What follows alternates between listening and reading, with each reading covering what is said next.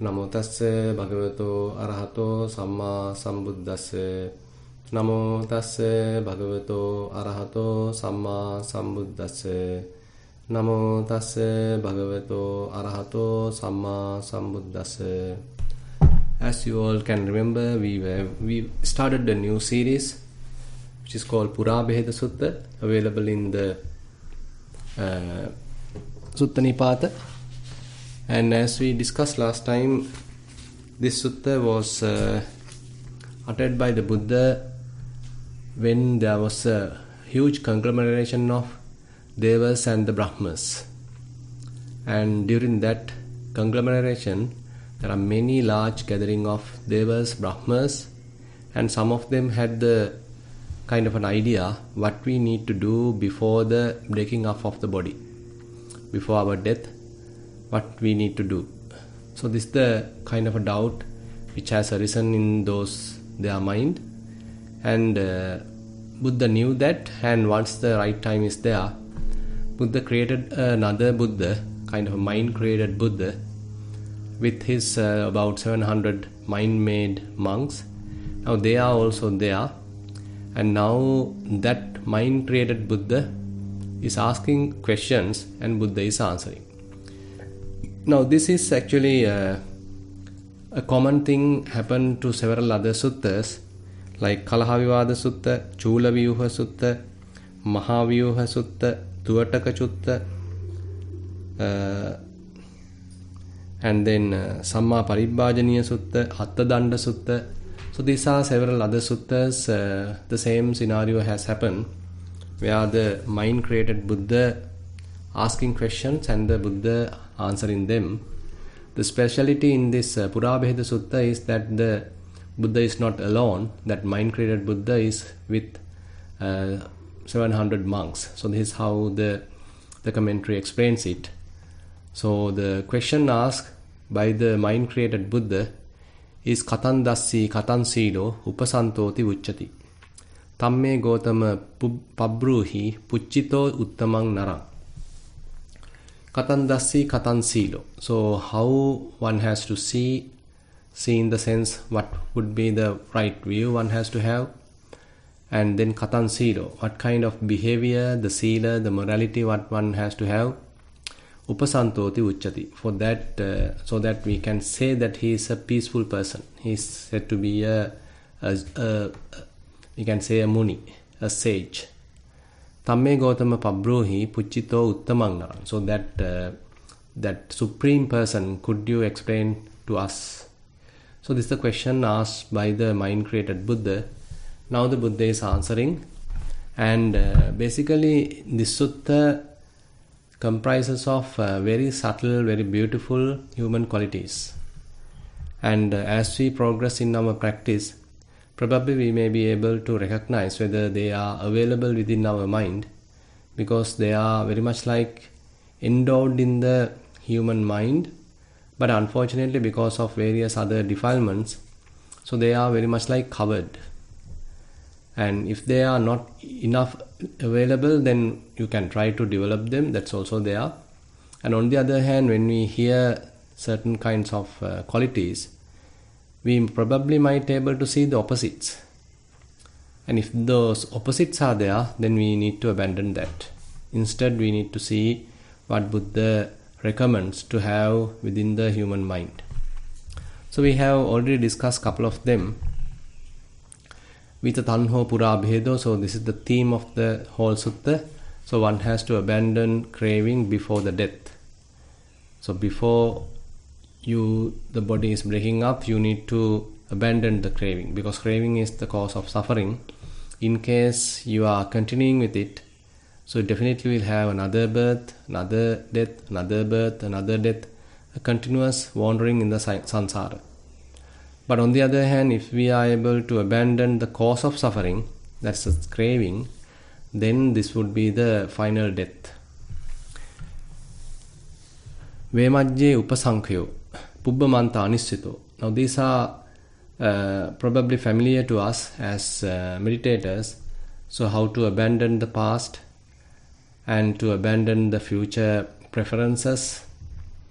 Tassa natti purakkatang.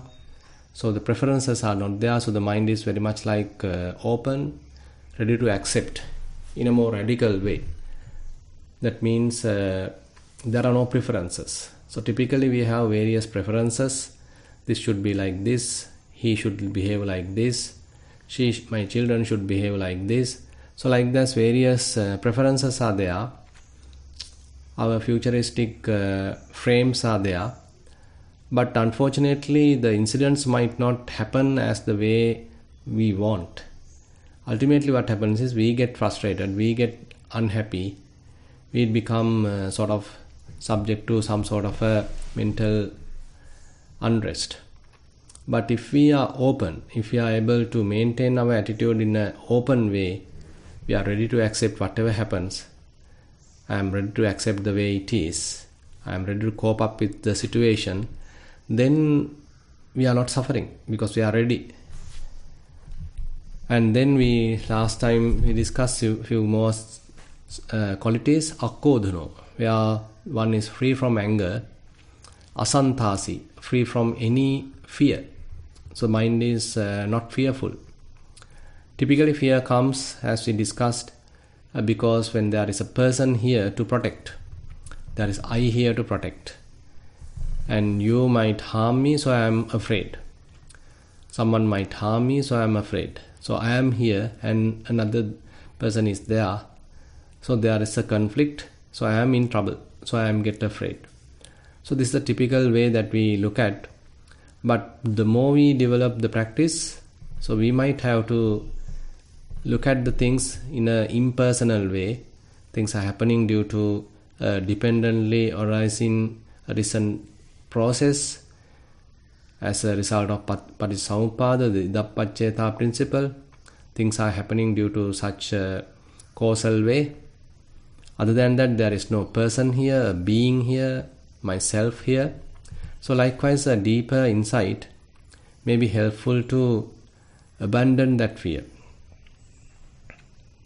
But otherwise, what happens? We always have someone to protect, and so that is always giving some sort of a burden to the mind, a little bit of fearful uncertainty to the mind, because I am here, I am in a little bit of a trouble, and I might be sort of killed or I might be harmed. So likewise, we have such kind of an idea because there is a person here, there is an I here to protect. So that is one thing that mentioned here, asantasi. So the one who is free from fear. Avikatti. So that means the one is not boastful. Even though one may have certain good qualities, still one maintain them without boasting about them. So maintaining a very kind of an innocent, very humble way of life, not showing up. Akukkucho, that means there is no any regrets. One is maintaining good sila, the morality, and one's conduct is pretty good. So there is no much things to worry about. And mantabhani. So those are the reflection with, and after reflecting on, only one is speaking. So there is advice given by the Buddha to Venerable Rahula, telling Paccavekkittva kayena kammang kātabbang. Paccavekkittva vācāya kammang kātabbang. Paccavekkittva manasāya kammang kātabbang. So before you conduct a bodily deed, you need to reflect about it. Before you speak out, you need to reflect about it. Before you think, you need to reflect about it. So this is a kind of a training that Buddha is giving to Venerable Rahula, young Rahula, before he become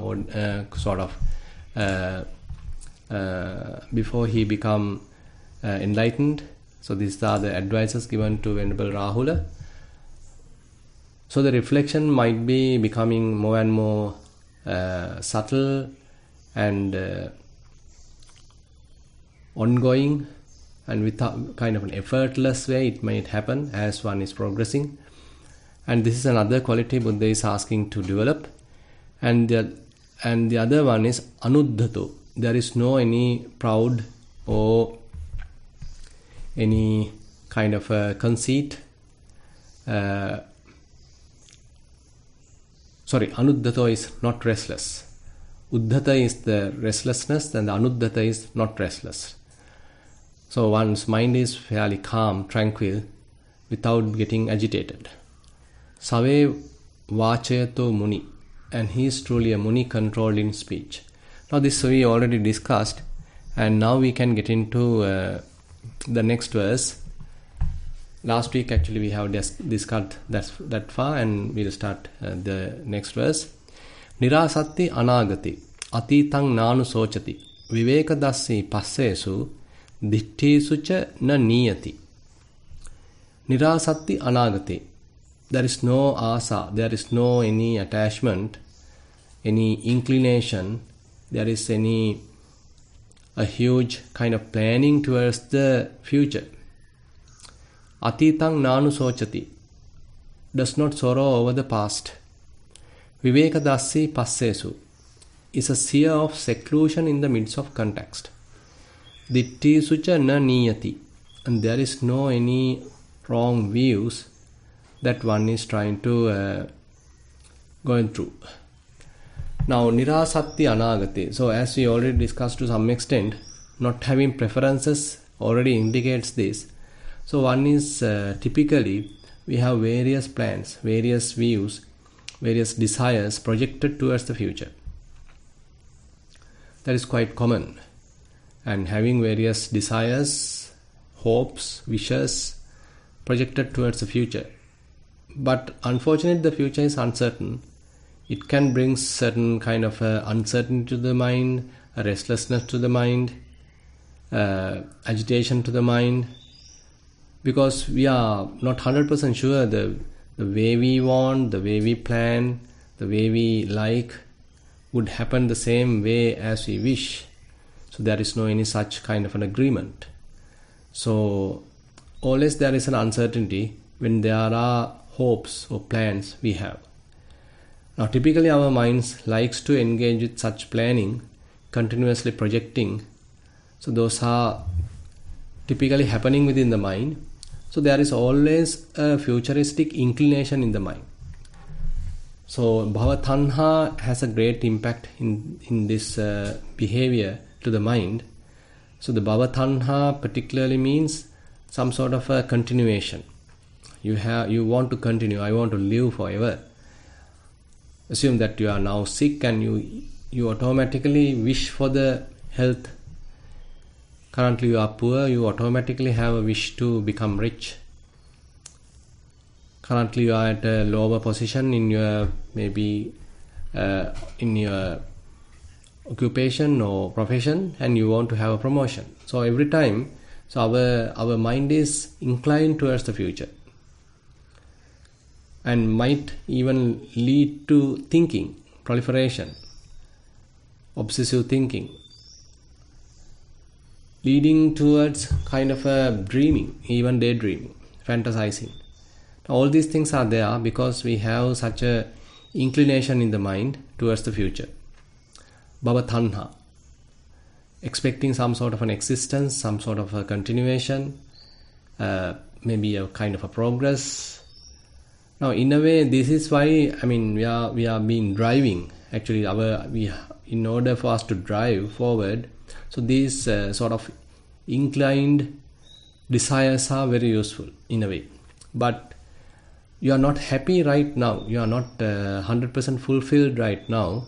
Instead, you feel, I am still not happy. I am little restless. I am little unhappy. So if I get that, I'll be happy. If I be with him, I'll be happy. If I be with her, I'll be happy. If the situation would change like this, I will be happy.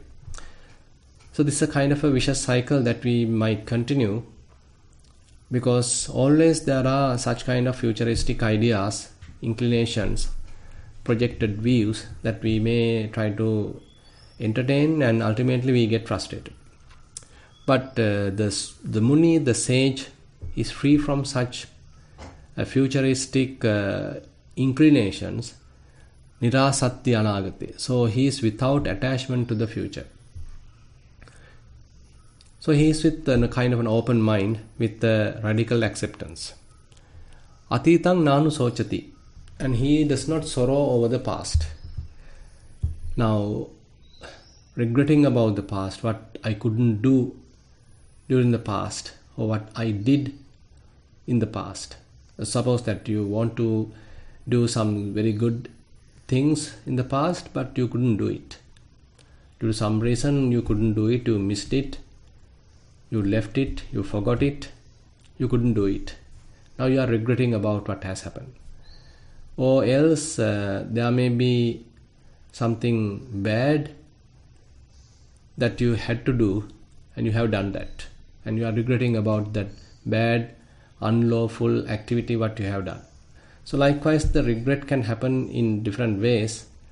So when it happens again and again, that past incident comes to the mind and you start thinking about it, worrying about it, ruminating about it. So these kinds of mental frustrations can happen when we are regretting about the past. But the Muni, on the other hand, atitang nanu sochati. He is not regretting about the past. He is not sorrowful about the past. Past has gone. He tried to emphasize the present, live in the present, keeping the mind open and afresh. Because it is not conditioned.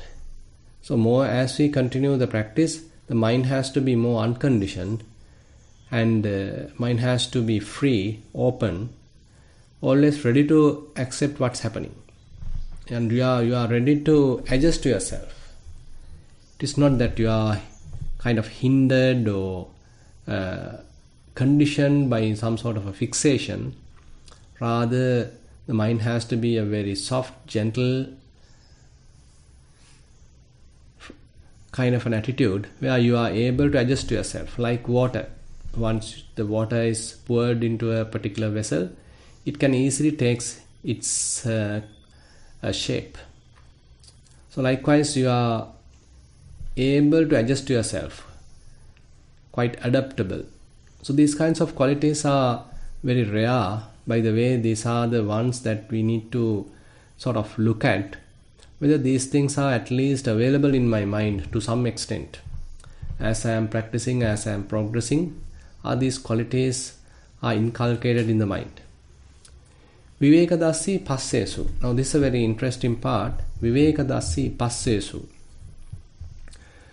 So the contacts are very much like happening without much of your interaction. So you are able to maintain a serene mind even though I see the sights. You are still able to maintain a serene mind even though your ear hears the sound. You are able to maintain a serene mind even though your tongue is touching various tastes, body is going through various tangibles, nose is going through various odors. Still the mind is very much like maintaining its seclusion, it's maintaining its purity, unattached nature. And time to time there may be thoughts, ideas coming to the mind, but that also unable to disturb the mind, pierce the mind. Still the mind maintains its clarity, stability, purity. Now, vivekadasi passesu. Now this is very, therefore, a kind of a state where all the contacts are happening, but mind does not get involved with them. Mind does not get disturbed by those contacts. Eyes are there, the sights also can happen. Ear is there, so the sounds also can happen. Smells, taste, tangibles, thoughts, all can happen, but mind's clarity is intact. Calmness is preserved, something like that. Now, this is not possible just through mere concentration. To some extent, once you are able to maintain some deep concentration, effortfully, you may be able to maintain such a mind because of the strength of the concentration. But as Vipassana point of view, we can see that the answer or the advice given to Venerable Bahia, ditte dittamattam bhavissati, sute sutamattam bhavissati, mute mutamattam bhavissati, viññāte viññātamattam bhavissati. So Buddha simply says to Bahya, so once you see, keep it merely to the seeing. Once you hear, keep it merely to hearing. Once you smell, taste, touch, keep it only to that. And when there are thoughts coming, keep it merely to that. Don't get involved, don't get participate. Just maintain that clarity, maintain your seclusion. Don't initiate any proliferation. So as much as possible, mind is resting, mind is calm, maintaining kind of a well-being, and evenness of the mind is there. Now this is possible only to that level through vipassana. You need to practice again and again, maybe satipatthana practice, and as a result of the satipatthana practice, you are in sort of encountering a situation. Even though sights are there, mind doesn't want to get involved. Even though sounds are there, mind doesn't want to get involved. Taste, tangibles, etc. are there, but mind can maintain its seclusion. Doesn't want to get involved. It is unwavering type of a mind. And further, this we can see. So what are the causes for such behavior of the mind? Because mind has understood the true nature of those sights, sounds, smells, tastes, tangibles and thoughts. It has seen the true nature. And as a result of that, the mind has withdrawn from participation. Doesn't want to get participate because it's a aberration. If the mind get participated, it's a kind of an aberration, kind of a friction. It's a heaviness, a burden. How about maintaining the seclusion? How about maintaining the clarity? Now, further, we can look at how we get triggered due to these various sense contact. So we can look at it from a different angle. So I have taken one part from the Kalakarama Sutta.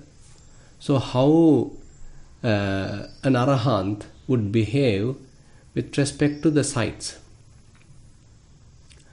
Datta dattabbang dittang na manyati. He does not conceive of a visible thing as apart from sight. Datta dattabbang dittang na manyati. Now typically what happens when we see something, it is something for us. It is some important thing for us. It is an object for us. It may be someone for us. Say for example, you are looking at the road and there may be a car, a beautiful car. That beautiful car may be better than my car. Who owns that car? I better talk to that person. I better look for this type of a car. So now I am thinking. So there is a car and I start comparing it with my car, and now I am conceiving, now I am proliferating, now I want to buy that car. Likewise, so whenever we typically look at the world through our eyes, what we encounter are objects. We encounter things, we encounter people, persons, individuals. So that promotes thinking, by the way.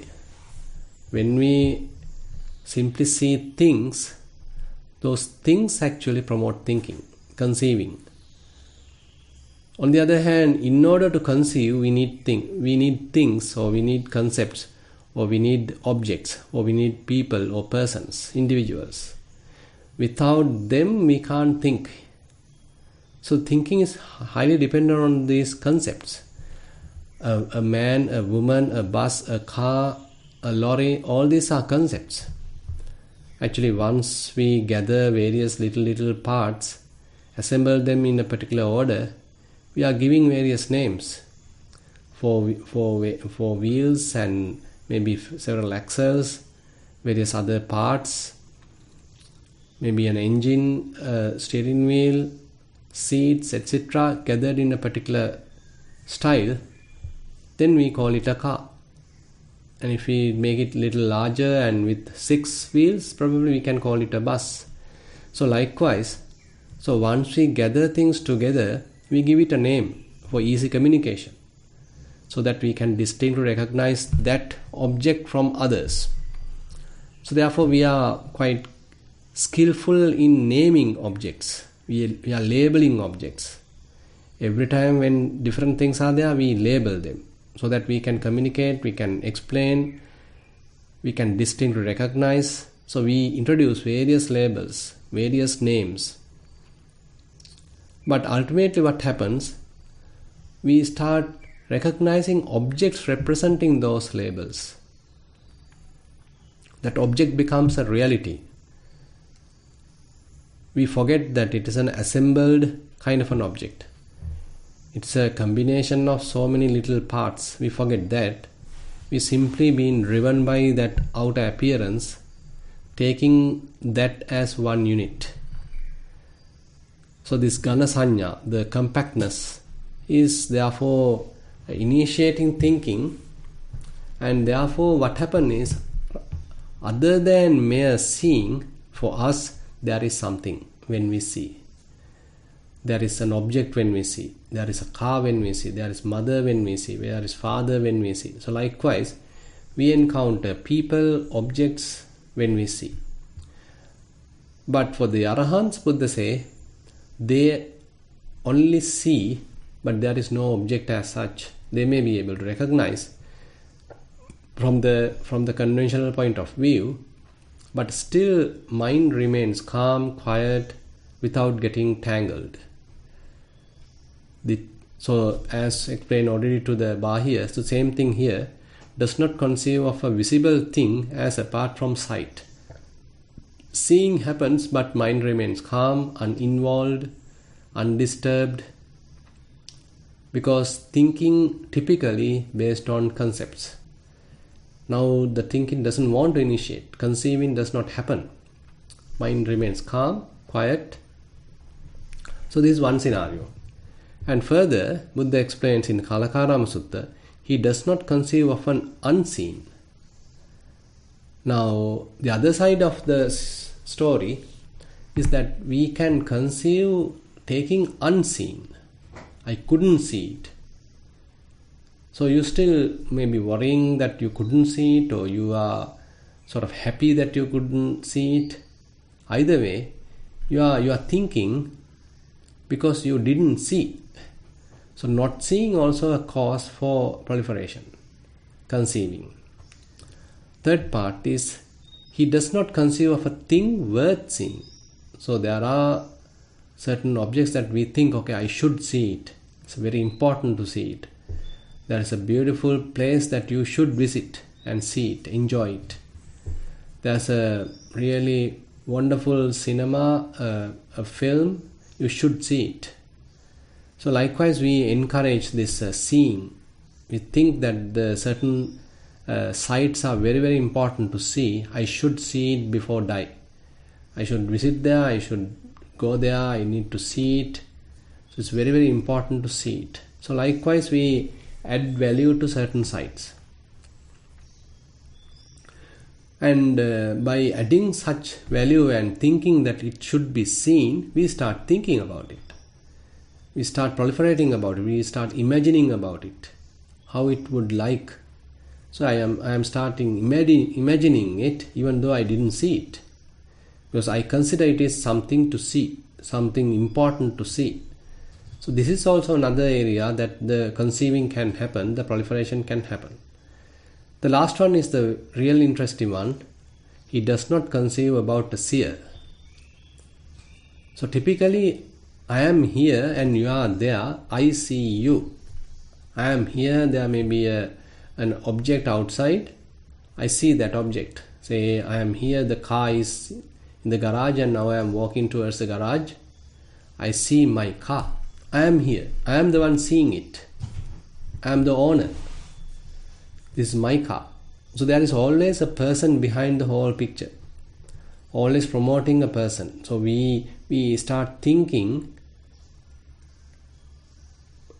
while having this preconceived idea that there is a person here. There is an individual here. There is I am here. So when that kind of erroneous misconception is there, so we start conceiving. we start proliferating, we start overthinking, because there is someone here. So all the experience we explain with respect to that experiencer. There is a person who is experiencing.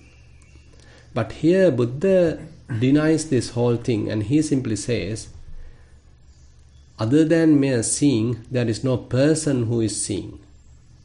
There is no seer in this whole scenario, in this whole incident.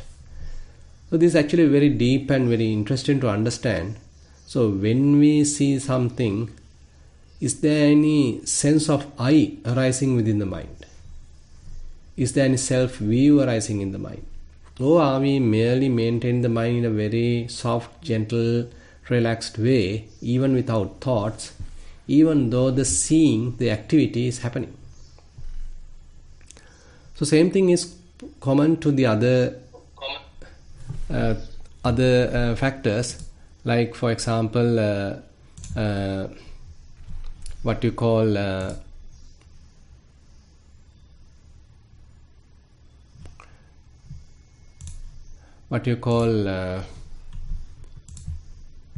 hearing, smelling, tasting, touching, and thinking. So typically when we hear something, we hear a song.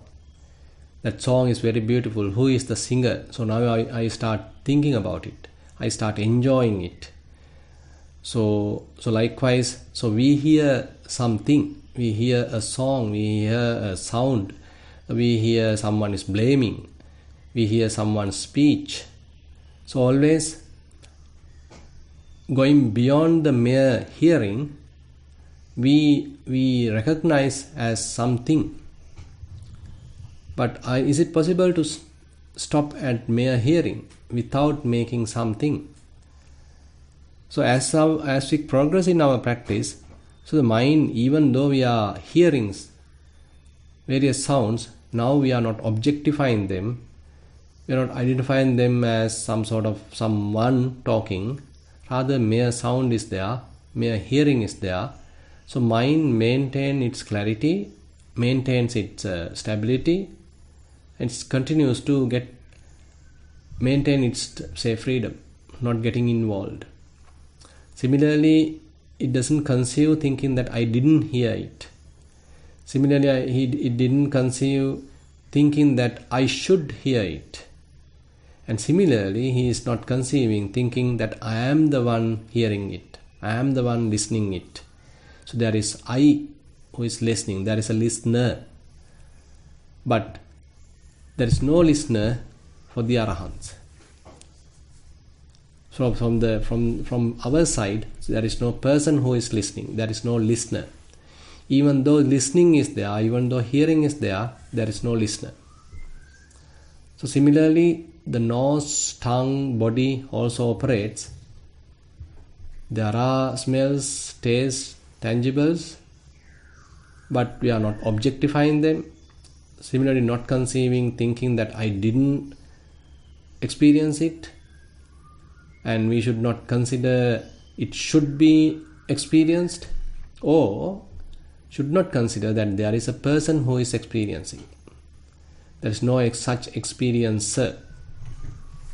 The last part is the other interesting part, where thoughts are there. They are merely thoughts. We are not being caught by those thoughts. So thoughts are coming and going, but the mind remained intact, mind remained calm, tranquil, without getting involved, even though thoughts are coming and going.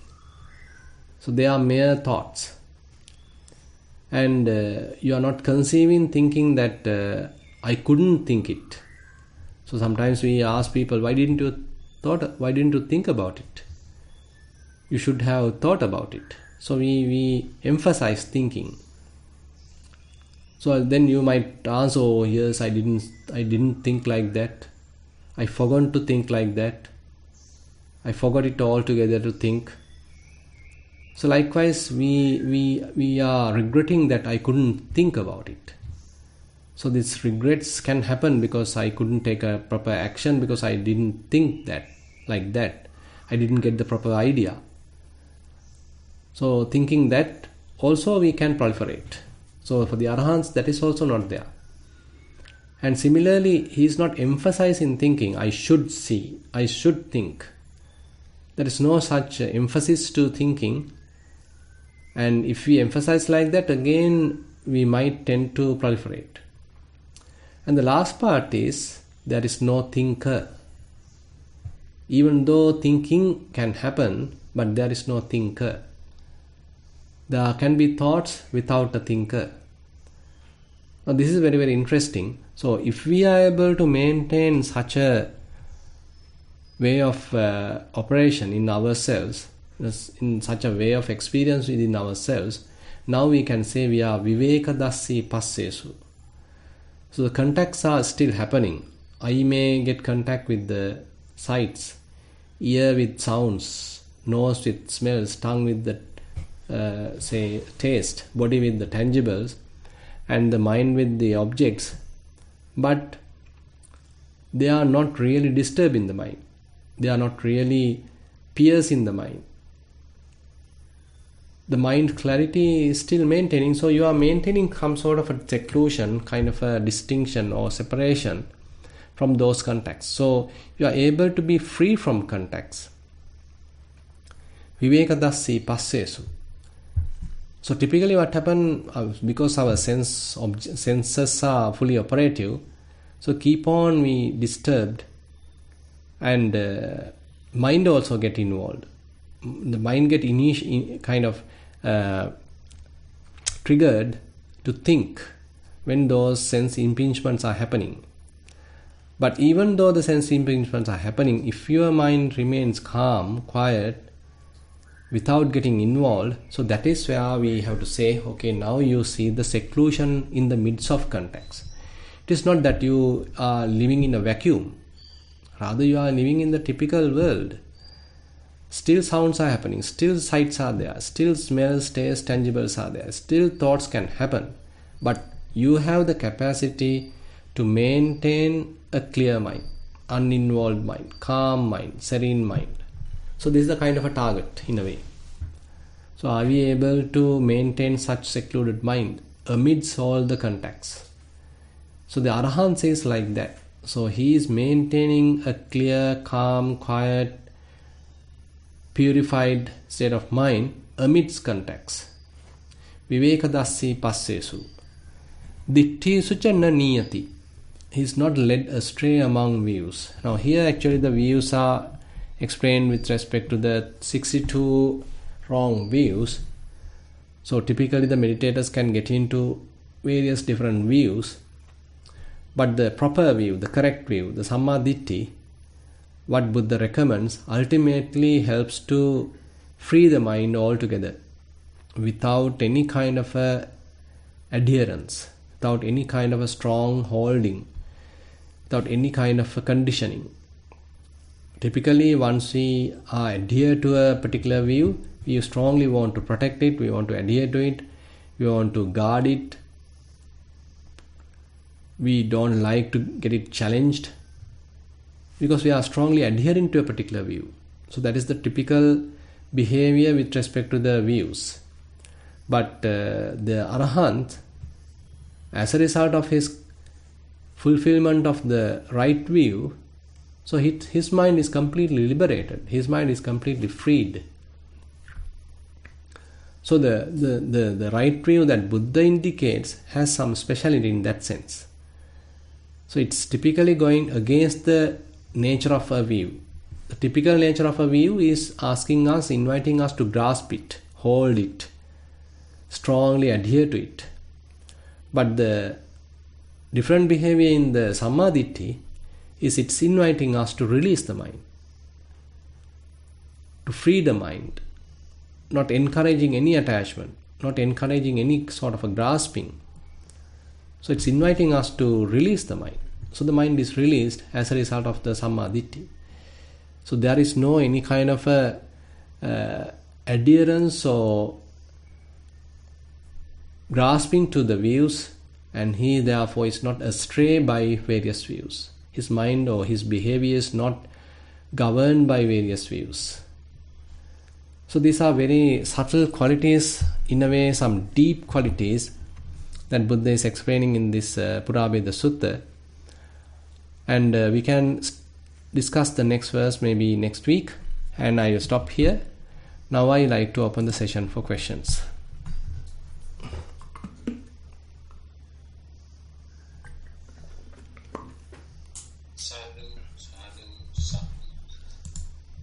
So, Bhante, there is no hands that has been raised from our side. Do you have anybody from your side? Still, they are not ready. Yes, I see two hands. This has come up. Okay.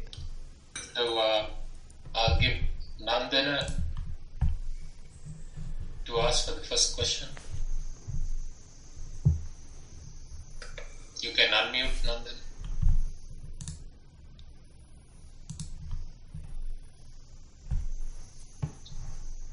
Bhante, can you hear me? Yes. Okay.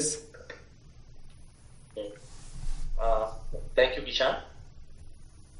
Bhante, I was kind of listening to what you explained today about it's different ways of seeing things, and not proliferating, and then not there being a seer, not there being a person who is seeing.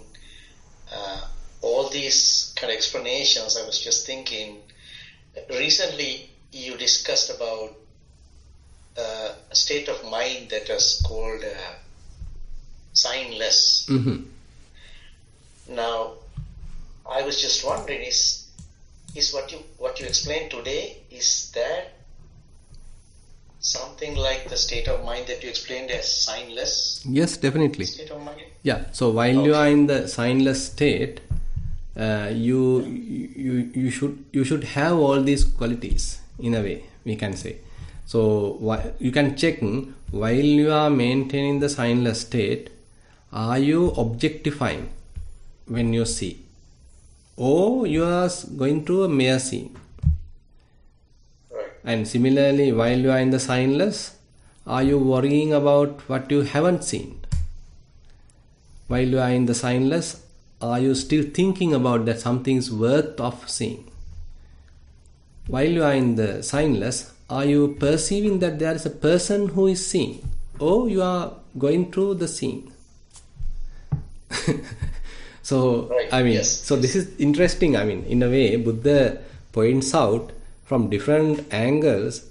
So while you are in the signless, that emptiness, so you should have these very, very subtle qualities sort of embodied to the mind.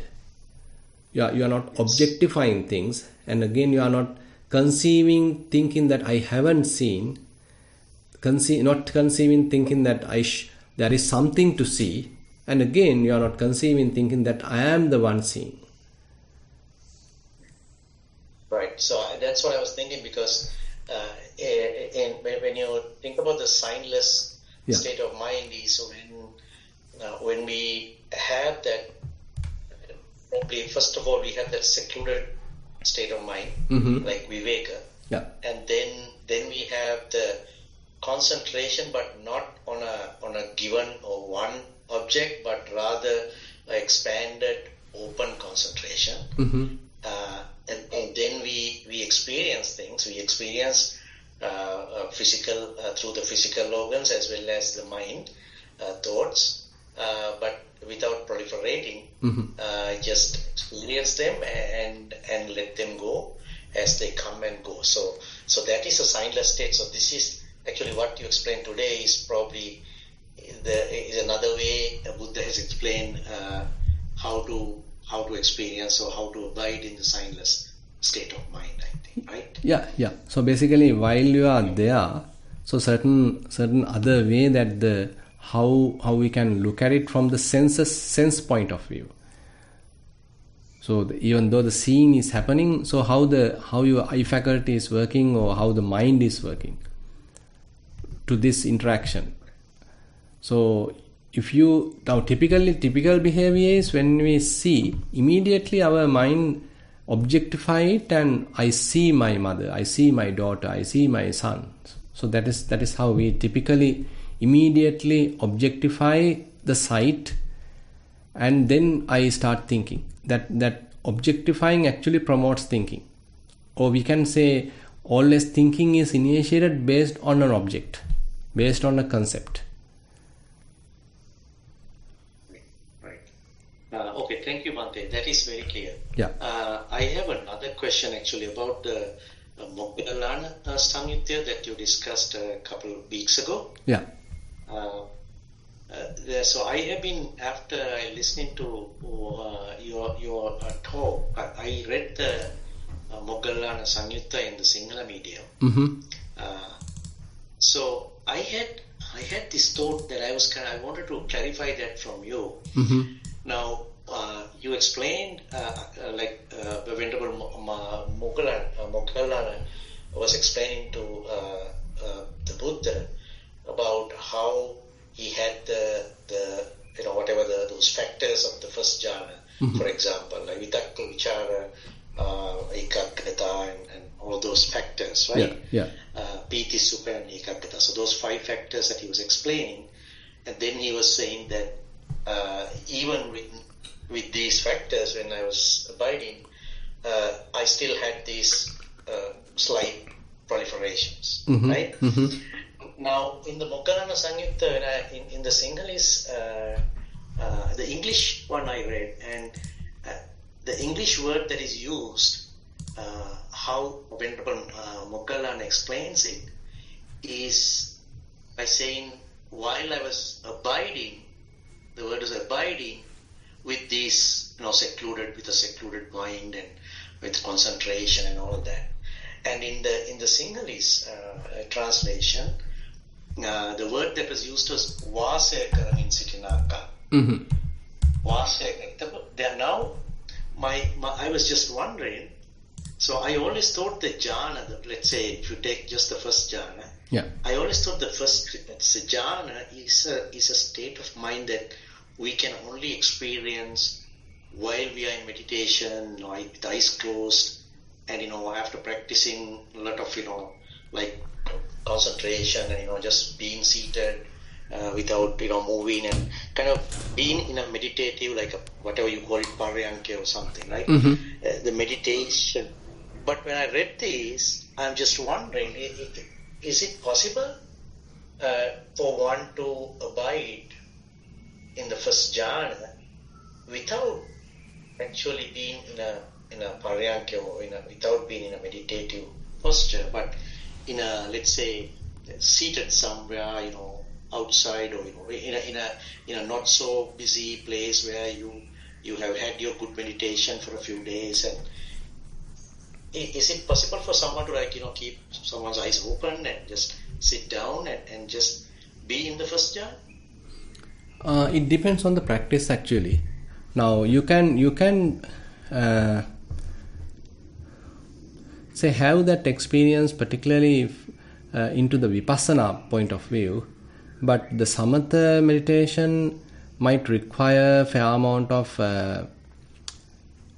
environmental support, because it might be difficult for such person to keep the eyes quite open and enter the first jhana, because there may be a tendency to get disturbed easily.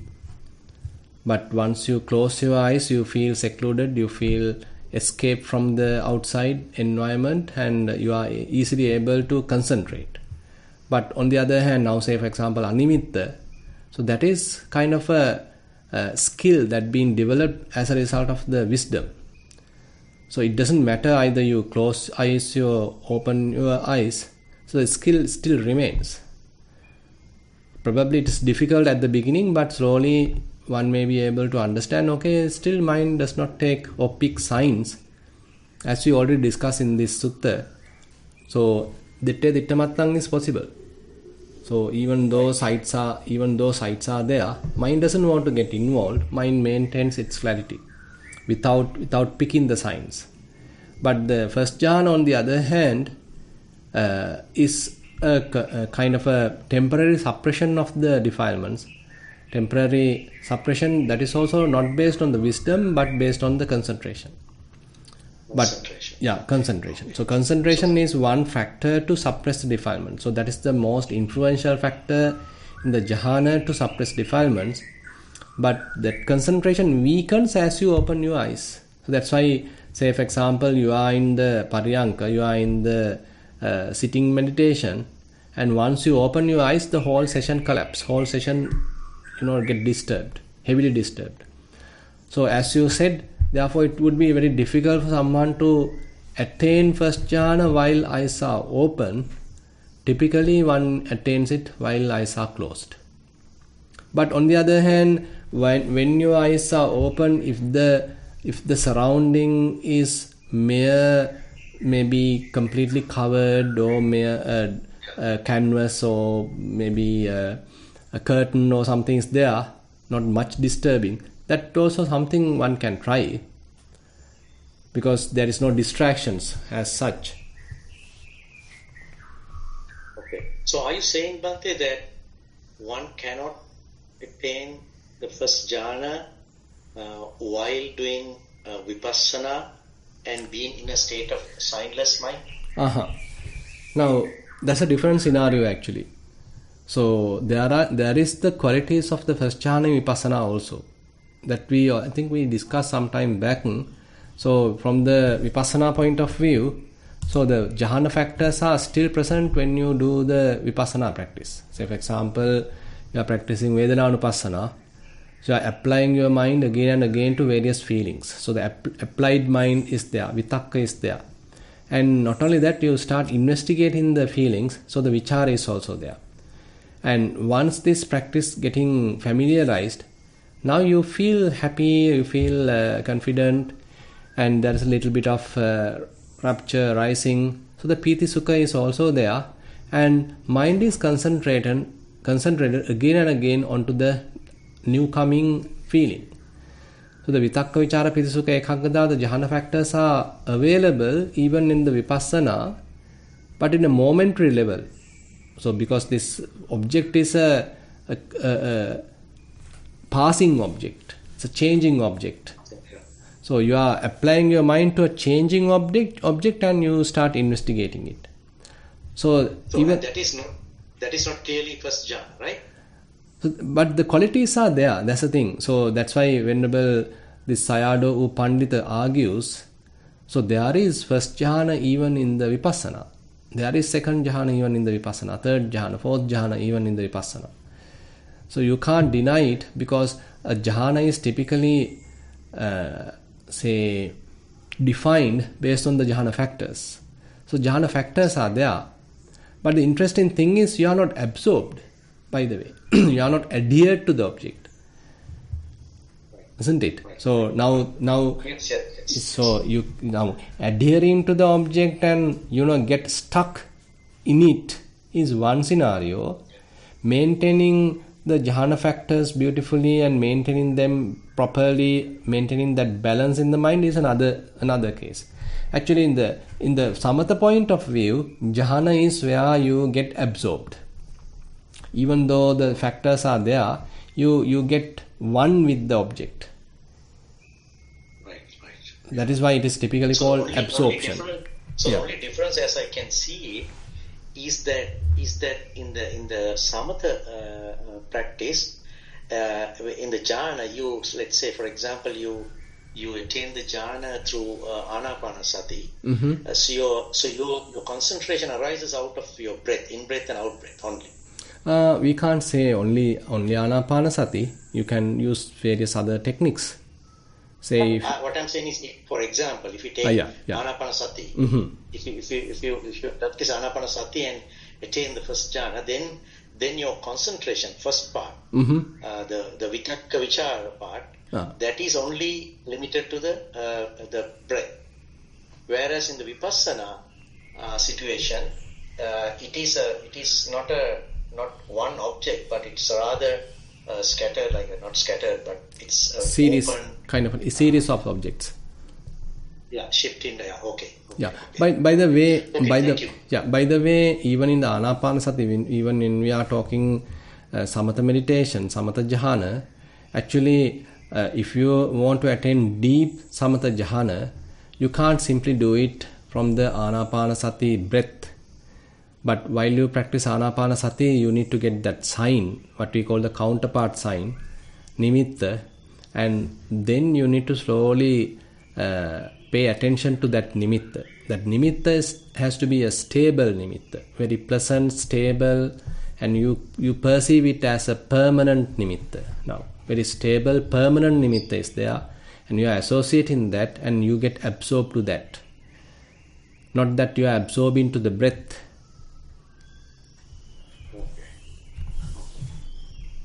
Okay, thank you, Yeah, Bhante. yeah. And another thing, actually, the first question that you asked about that how we see things and etc. Actually, recently we completed a Sinhala retreat at Nissarana based on the Kalakarama Sutta. Probably you can listen to that also, because the whole topic is based on the Kalakarama Sutta. It's a very beautiful one and really worth listening. Thank you, Bhante. Kalakarama. Okay. Yeah. Thank you. Yeah. All right. Thank you, Nandana. And next, I'll invite Erandi to ask your question. තෙරුවන් සරණයි. ඇහෙනවද? Yes. Okay, Anna. තෙරුවන් සරණයි ස්වාමීන් වහන්සේ. අවසරයි. My question is actually about meditation. So I'm sorry, I tried to connect to the daily Kamatahan sessions. The time was a bit inconvenient, so I decided to ask the question over here. Yeah. So it is actually about an experience, Swami Nuhansa. So I started meditating like a couple of months ago. I started with Sakman Bhavanava. Yeah. And then I gradually started doing Pariyanka after listening to sermons from you and the monks in Nissarana. And after a couple of weeks, I was able to experience the tremors and I think you call it like kampana, chanchala, all those feelings. Because I think like when I was like focused on let's say during walking meditation to the leg, leg touching the floor. Or in Paryanka, it was mostly about expansion and constriction of the breath, because I couldn't really focus on the location of the breath touching my nose or nostrils. So after a couple of weeks, like I said, I was able to feel the tremors and everything. And from that point onwards, I wasn't sure what to do. So my first question is, when that happens, what should be the next step? Should we focus on that, or should we consider that as a distraction and keep the attention on whatever the focus that we were doing at the time? Yeah. And then one moment. Yeah. After? Yeah. We'll answer that first. So basically, as you practice breath meditation, so there's a possibility, as you said, the tremors to happen, various vibrations to happen, and probably you can station your attention there to this new object, new happening, new vibrations, and see how they are coming and going, and how they are changing, and how they are happening. And if in case you get distracted, in case your mind get loosen your attention, lose your concentration, and you start again thinking, so that means still your mind is not ready to do that activity. So that is something that you need to check. So it is possible, yes, it is possible you can shift your attention and start observing various vibrations. But if it is getting distracted, then you better be with the breath for some more time. But on the other hand, once you shift your attention and start focusing on various vibrations, if you clearly see them properly, and that is a good sign that yes, you can continue that, and through that observation, actually the further faculties may start developing, your faculties start sharpen. And so actually in that case, Anapanasati becomes a way to promote the mindfulness and concentration, but the real vipassana part happened during this investigation into the vibrations. So you are more into the elements meditation than into the breath meditation. But for certain other people, actually these vibrations might not happen. So, but for you, if it is happening, there's an opening there for you to involve with some amount of vipassana practice. Okay, understood, Swami Hansa. So I have like a further experience, if you don't mind, answer that. Yeah. So like I said, I really wasn't sure what to do, but since it was like a new thing happening, my focus was obviously pointed towards that. And they just, what I realized was they just happened, and they're there for like a couple of seconds maybe, and then they just disappear. And when I tried to kind of focus back, it got to a space where this is where I got really kind of confused. I got to a place where I couldn't really find the breath or anything, so I'm kind of in a space like a dark, spacious thing, and nothing was like really happening. And I think the first 2 days, what happened was when I got to that place, I got really scared for really no reason. Like just got the feeling of like really scared to a point I actually had to open my eyes and just make sure that I'm safe. So the meditation was just broken for like a couple of days. And then very recently, like yesterday or day before, I was kind of able to keep the meditation going even in that dark spacious space. And what happened was I wasn't thinking, like it wasn't like I was like I wasn't like getting distracted or thinking other things, but I remember like 2 times things were happening. Like it's not like I'm thinking, but like a movie, like a quick movie. Things were just happening. Like it happened twice. So my question is again, am I like especially since I got really scared at this space, and then I'm experiencing these things. I wanted to know if I have done something wrong. If there's something wrong, how should I fix that, and what should I be doing at this point? Yeah. So this is what actually we already to some extent discussed, that you get absorbed to something. So particularly when you practice anapanasati, a nimitta can happen, kind of a sign can happen, and it can manifest in many different ways. So now for you it has happened like a dark cloud or something like that, and automatically you get absorbed to that. You start immersing to that, plunge into that, and now very much like the darkness is everywhere. You are inside the darkness, like. So you don't need to get afraid, by the way. So you can simply enjoy it. You can simply understand, okay, this is what is happening. So there is a kind of a dark cloud-like thing, and you slowly start looking at it, be gentle with it, happy with it, contented with it, and now you get immersed into it. You become one with it. So you are there. You can't now think. You can't say your mind can't waver, your mind can't shift. Mind is completely absorbed to it, adhere to it. So this is what typically called the samatha jhana, the samatha absorption. So you become one with it. You can simply enjoy it basically. So this samatha practice time to time can happen, particularly when you practice anapanasati. That possibility is there. You don't need to afraid. But anyway, what we typically suggest is rather than promoting continuous being in the jhana, so before you enter the jhana, anyway, you better look at certain subtle aspects of breathing. Say, for example, from which nostril the in-breath is going in, from which nostril the out-breath is happening or going out, and what are the differences between in-breath and the out-breath, whether it is warm or cool, and whether are you experiencing the beginning, the middle, the end. So likewise, these subtle investigation actually promotes yoniso manasikara, promotes wisdom. So you are not merely practicing concentration, now you are adding wisdom part into the picture. So therefore you are promoting both sides, samatha and vipassana, you are taking them in parallel like. So therefore I suggest you to include that part also, because then the wisdom side is also growing in parallel. Okay, understood. So basically your suggestion is So when I'm in Paryanka, if I feel the tremors and other things in the body, I can focus on them, and then when they're not there, maybe I can maybe focus on the changes in the breath instead of just sitting in that dark place. That yes, okay, correct, yeah, okay, yeah, okay, understood, Swaminasa.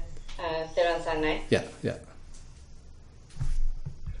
Thank you, Randy. So next question, Ashan can go. You can unmute your.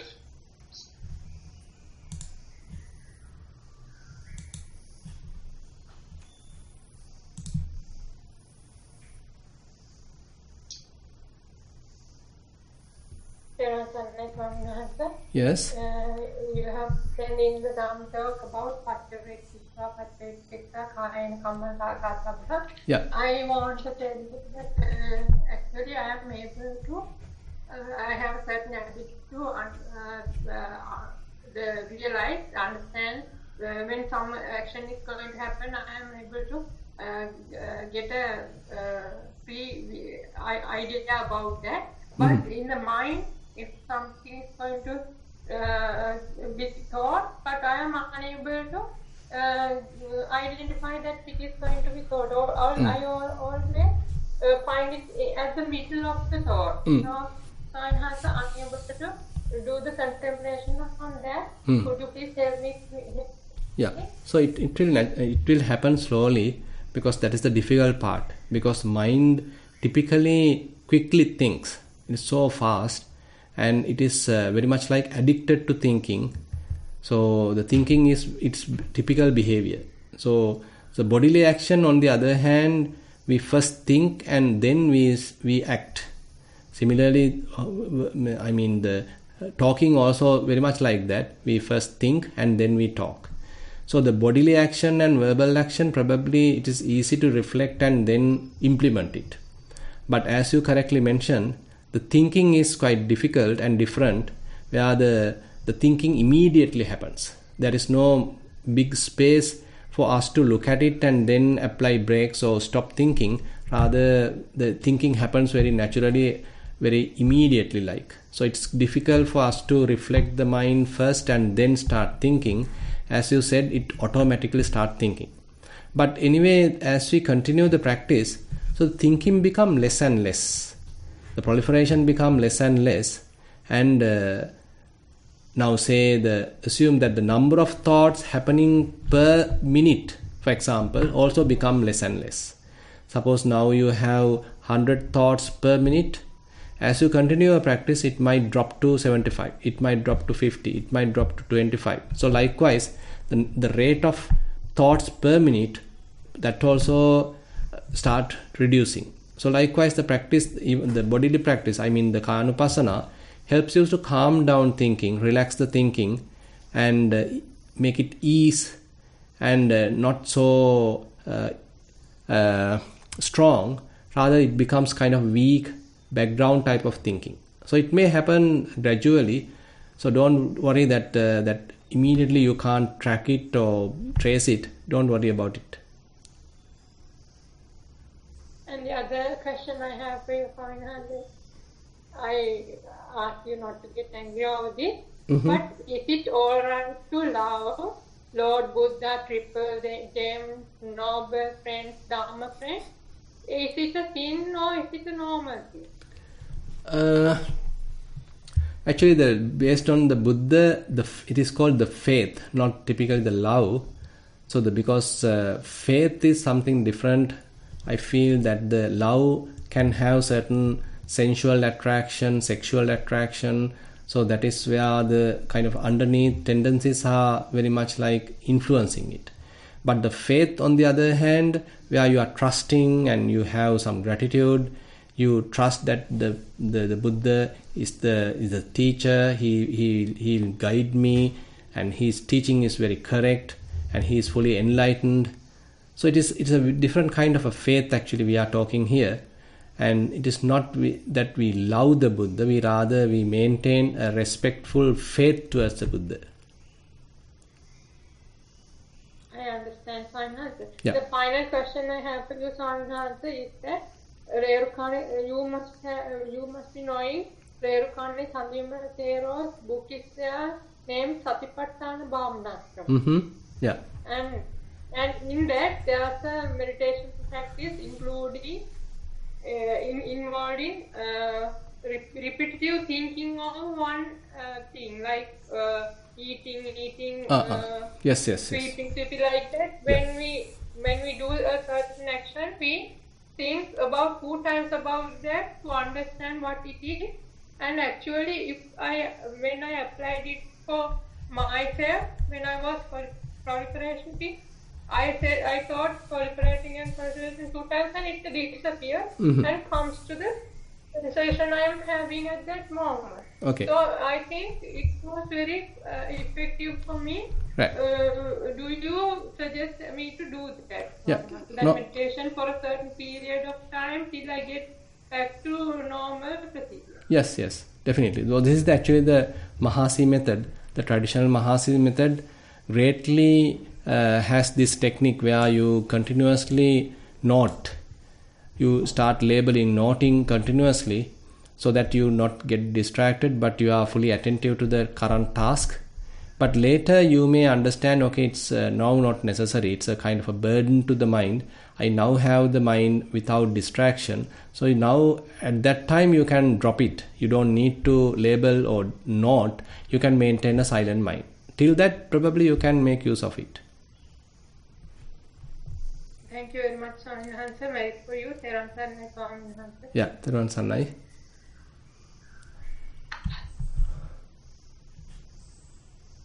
All right, thank you. So next question, Mahesha, can go. Okay. Unmute and ask your question.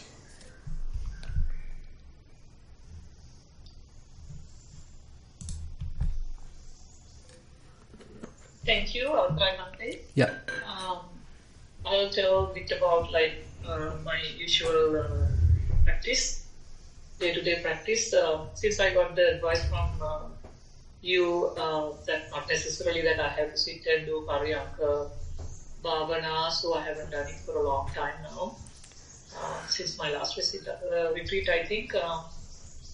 But when I'm walking in my day-to-day activities, I watch my mind where it goes. So not necessarily I'm putting it to my feet or the movements, but watch what's happening. Same thing I do in my day-to-day activities.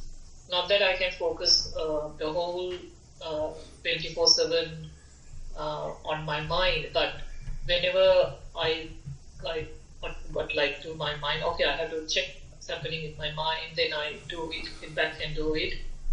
So keeps on like that, and I check always whether how my mind is it tangled with something, or is it happy, or is it sad, or is it trying to find faults with others, or whether trying to criticize the things that I hear, things like that. Anyway, I'm watching my mind. Mm-hmm. So throughout the period, I see most of the time it's quite cool, and it's not happy or sad. It's stay neutral.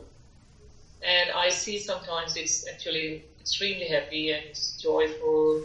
There's no reason to find why it's joyful, but it's very feeling like it's very some kind of a joy. Yes. And at times I feel like it's very down, and it's very, there's no reason, but it's very hiding, or it's I can't say it's frustrated, but it's something closer to that. It's just stay, it's staying because it's staying. Mm-hmm.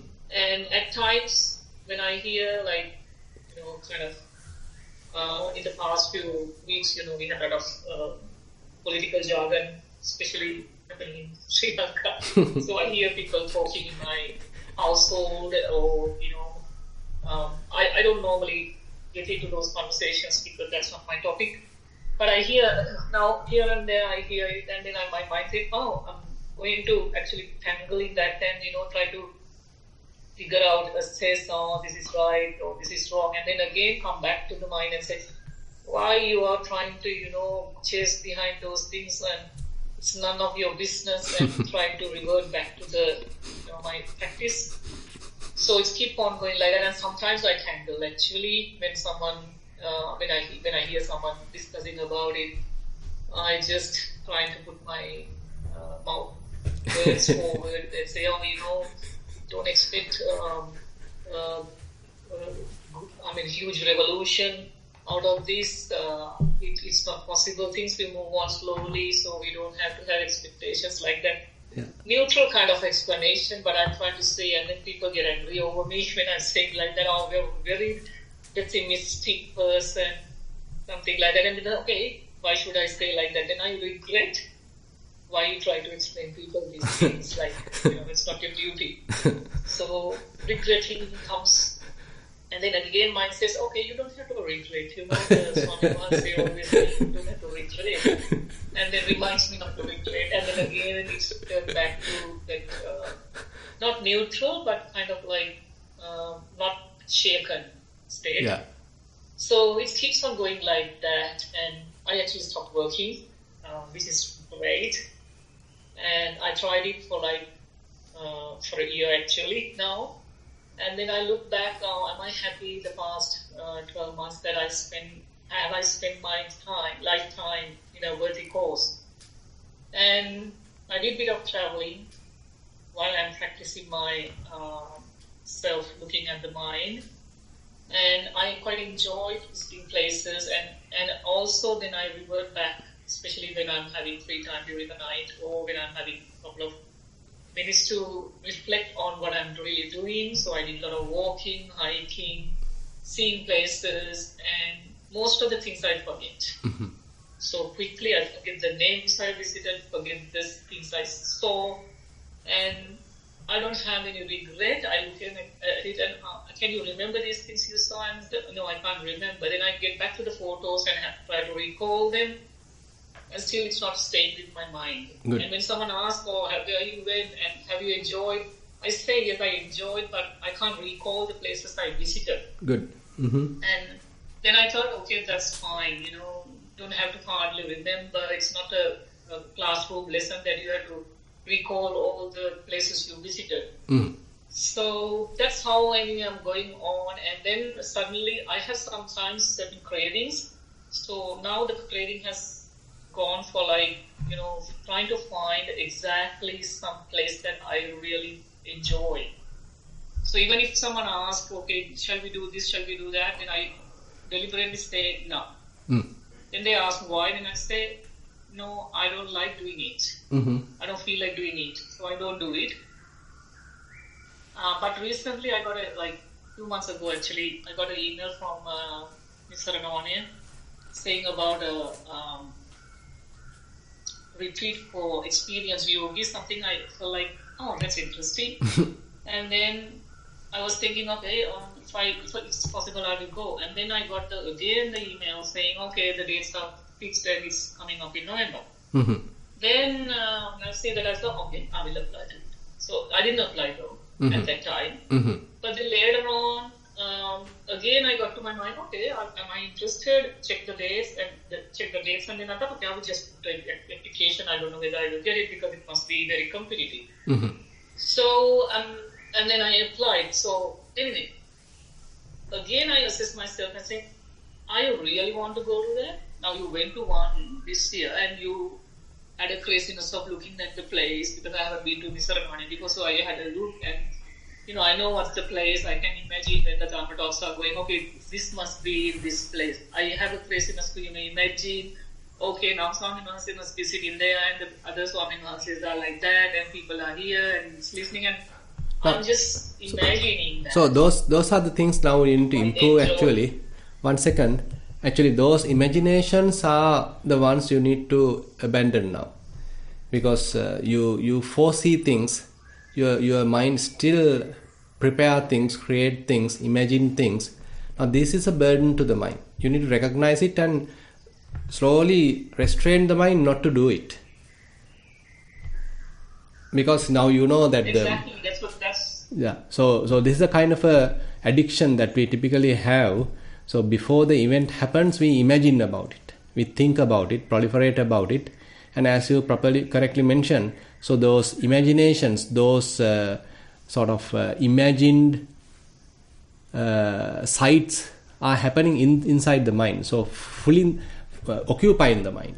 But that basically disturbed the clarity of the mind, that you had a very spacious clarity, evenness of the mind, that being disturbed because of this imagined mental objects. So that you need to slowly recognize and see the harm of it and slowly abandon it. Yes, that's the very reason that I'm not coming to the question. So that imagination thing happens. Now the mind says, okay, that's okay to imagine because it's something what you like, what it's related to Dhamma. So it's reasoning out things, you know. The imagination starts and then it's giving space, saying that, it's okay because it's about Dhamma, about the retreat that we're living. So it's finding a reason to expand on that and, give the, capacity for it to grow. Ultimately you proliferate. Yes, it's very hard ultimately you for fantasize. me to look at it, it's just go. It's just go and keep thinking and keep thinking. Correct. And even though if I look at it, it's again giving a signal to the mind, that's all right, keep on thinking because it's something about Nissarana. It's something about Dhamma. Actually, it's not about Dhamma, it's about craving, I feel like. Later on. You crave for it, right? Correct. You crave to figure out, imagine that, and it's again like a film, it's unfolding for you. Exactly, yeah. And then you enjoy it. Yeah. So that's where I was thinking about this yesterday because I was thinking that I must ask from you. So then my mind yesterday telling, okay, now think about this in a neutral way. Even if you go to Sri Lanka and you go to Nissarana and do the retreat for this experience yogis, still you can do it at home because it will be given in the Zoom anyway. So why not, you design yourself the whole 10 days, do what you do in Nissarana at home. I have the capacity to do it at home. And no one disturbed me. And I created my lifestyle like that I can do the meditation, I can do the sitting, and I know the timetable, I know when to wake up, I know when to sit for the Dhamma talk, I know when to sit for the Q&A, and all those, the whole routine I can do at home. So then comes and say, why you want to go there when you can do it at home? So that's the question actually I'm actually having. And then once we thought like that, my mind was so relaxed. Earlier I had kind of a burden. Okay, I'm going for this, I must do this, like that. I had a strong craving. And when I again thought, okay, you can do it at home as well in the same capacity, ultimately the result will be similar. You go to do it there or you do at home, there won't be much difference. Only thing is your effort. No, anyway, I mean, a certain amount of thinking at this level is fine, but you need to see that still the mind is having some inner chatter, some kind of a conflict between two ideas, and so promote calmness in the mind, tranquility in the mind. So your mind still has the tendency to imagine, tendency to proliferate. You need to recognize it, and that's why you are talking about it. You have, to some extent, you have recognized it. So don't promote it. So the mind free from proliferation is something that we can promote. That is the sort of the direction that we have to take. And then now seeing it, understanding, again try to figure out what's best to do to achieve what I want to achieve. And I heard in one of the Dhamma talks that we need to have kind of a motivation and a craving to go in the path. Otherwise, we will just stay in one place. It's not happening. So we have to try and work on this. So kind of motivation is also needed. No, so that is the beginning. And it's about balancing. No, that's the beginning of the practice. So where you are doing, so your practice you are doing, you are striving, you are putting a lot of effort. So that is the first part of the practice. But once you reach the unattached state of mind, the practice has to change or shift to the other side. You have to just be, just enjoy it, just relax, just calm down. So your practice has to shift from one side to the other side. Previously you are driving yourself, you are doing practice, but now you need to shift to the other side. Okay, let it happen. I am ready to accept. Let things happen. Calm down, quiet, and so that kind of just be, just enjoy.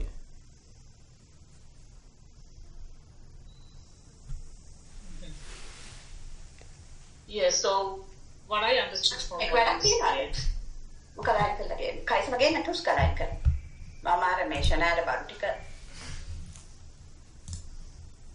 I think it's not from my side, someone else's mic has been on, I think. Yes.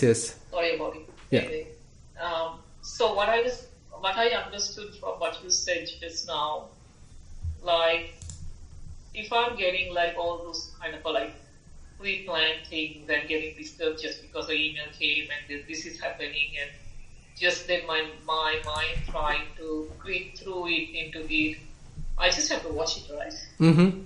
Yeah, and let it go. I just then have to watch that how it's trying to dance or whatever the information that I'm getting from outside, another piece of information. So that's the thing. So I mean, certain thoughts are completely useless. So many suggestions are useless. Imaginations are useless. Maybe only 1%, 2% may be worth.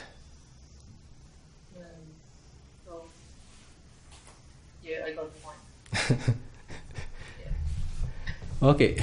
Thank you very much, Mark. Yeah, okay, then we have spent almost 1.5 hours today. So I cordially invite Venerable Dhammosada to conduct the sharing of merits.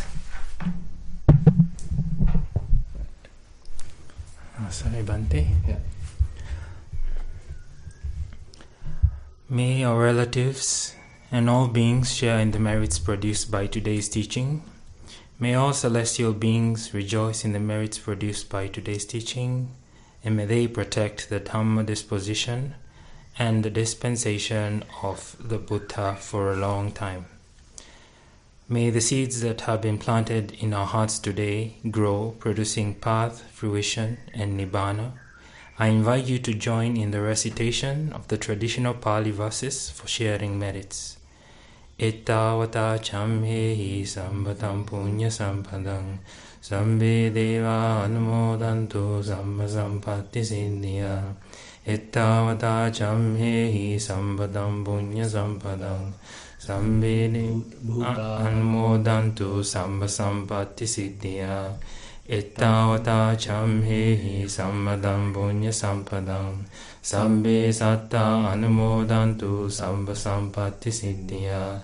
Akasatta ca bummatta devanaga mahidvika punyandang anumoditva chirang rakantu sasanam. Akasatta ca bummatta devanaga mahidvika punyandang anumoditva chirang rakantu desanam.